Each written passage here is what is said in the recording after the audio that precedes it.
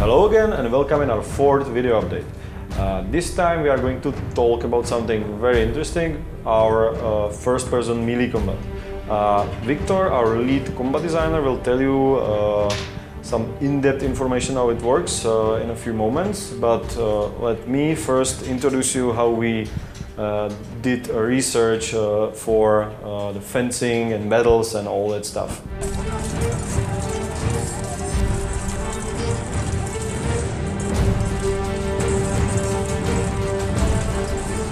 So first thing we needed to find out when we started was how fencing and battles and everything actually works. So of course we Googled, we find a lot of online reference and read some books, but then we went to on location. We talked with a lot of real fencers and living history reenactors, and most importantly we visited a lot of real-world battles reenactments, where we met a lot of interesting people who are really trying to do the most hardcore way of fencing. When we had our contacts, we started to do some rehearsals with the best fencers we've met. What we did is we asked them to show us the most common techniques and ways how to fence. We put a lot of cameras around them, put action camera on the head of one of them. Our aim was to find out how it looks from first person when you actually fight with someone. We were a little bit scared that the first person combat will not work in the game, that the player will not see what this character is doing, and it will be very unintuitive.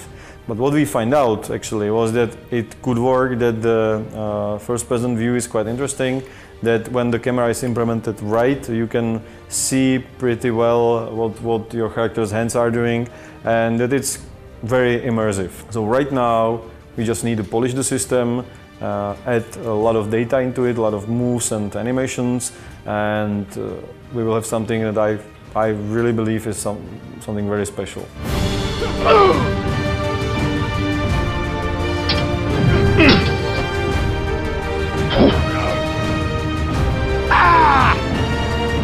So that was our research, and now let's have a look how it's implemented in the game.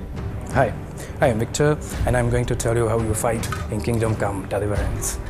Please be aware that what you are going to see is heavily work in progress. Animations are not final, and not all systems are already implemented.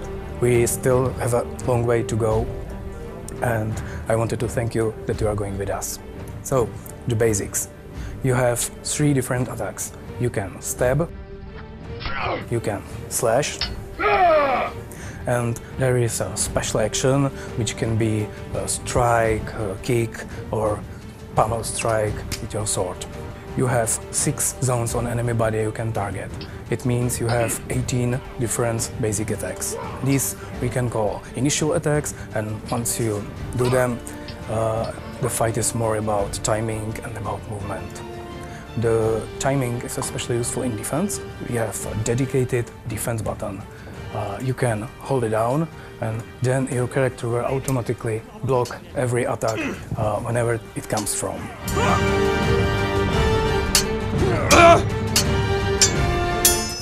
But if you wait with that and actually press the defense into the enemy attack, you will parry the enemy sword to the side, and you have a chance for counter-attack.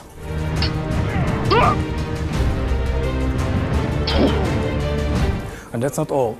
You can actually trick your enemy. You can pretend the attack from one side and actually attack from the other. You can use your surrounding, you can maneuver enemy into not very good position.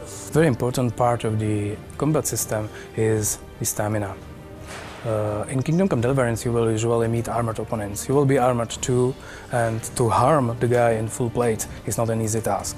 So you actually fight with his stamina. Once it gets low, you can overcome his defense and hurt him or kill him with some special attacks. If you are skilled enough, you can find the weak point and kill him faster. Realism is priority number 1 for us. So far you have seen just one weapon, the longsword.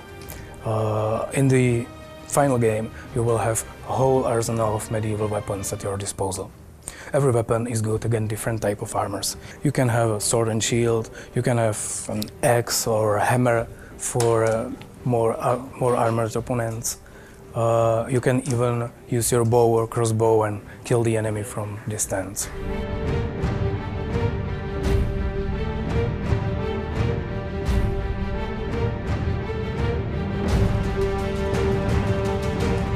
Let me introduce some of my coworkers at this point. This is Peter, our lead animator, and this is Peter, our main combat programmers. We also have two other Peters, but they are not involved in combat in any way, so I'll show them later. Peter will now tell you something about the technical background of the combat system.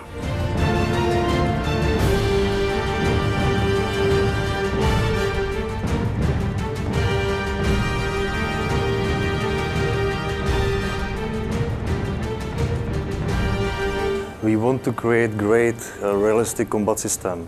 We want to fight everywhere in our game, and our game has really hilly terrain. We want to have a lot of weapons with different sizes.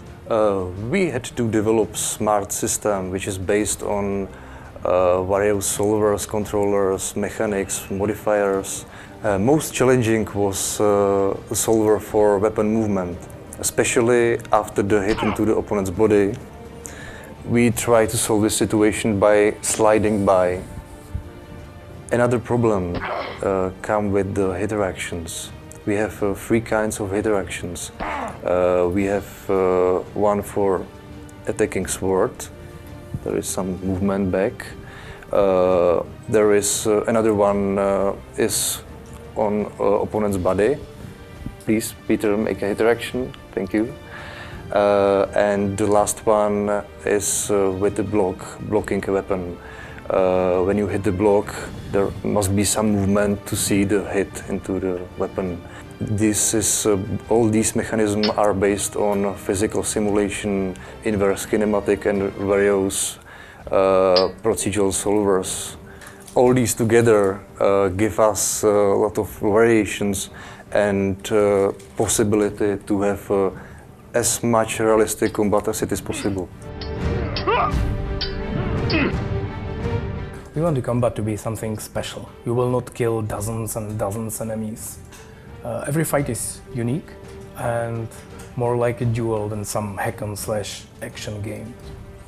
You can sometimes meet more than one enemy, and then it will be very complicated. You will have some special skills for fighting against more enemies, but usually it's much better to bring some allies and fight as a group.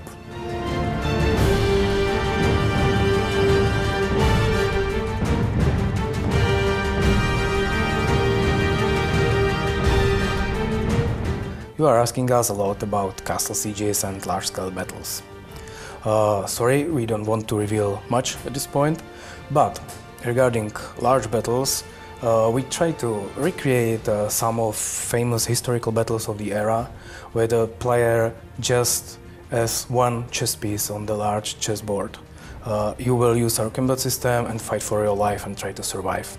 There will be, at the moment, there is no strategy mode planned, there is no tactical leading, you will not lead the army, you will just fight your fight on the battlefield. However, multiple smaller battles will be included in the game, as well as castle sieges.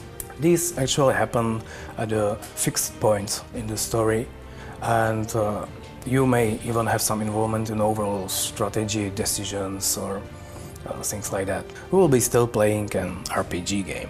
So, for example, it may look like there's a castle that needs to be taken, I have some guys and trebuchets here, so what I can do?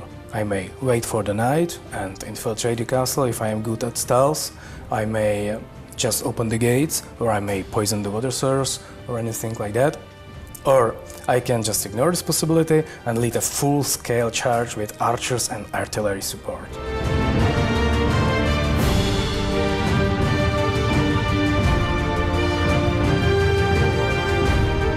Ladders, soldiers scaling the walls, fight on the walls. At some point you will be also able to defend the castle, you can just stand on the top of the walls, shoot arrows, splash boiling oil, or just fight off the attackers. If you feel that the system is too complicated or you are not very good at action games, don't worry. Deliverance is still an RPG game. It's not only you who is fighting, but also your character. And also your character has skills and perks and abilities. So when the enemy is too strong for you, you can just slow down a little bit and level up. You may find some famous trainer and train at him. You can read book about fencing. You can just level up by fulfilling some other quests. And then your character is stronger. That doesn't only mean that you strike stronger. The actually whole combat system is working on the RPG base. So, for example, if your character's sword skill is higher than your opponent's, you are faster than him. And it's way easier for you to block his attacks, to parry his attacks, to counter-attack and all this. Or alternatively, you can just pull out your bow or crossbow and shoot the enemy. Or you can bribe him, or you can call someone for help, or anything you can come up with.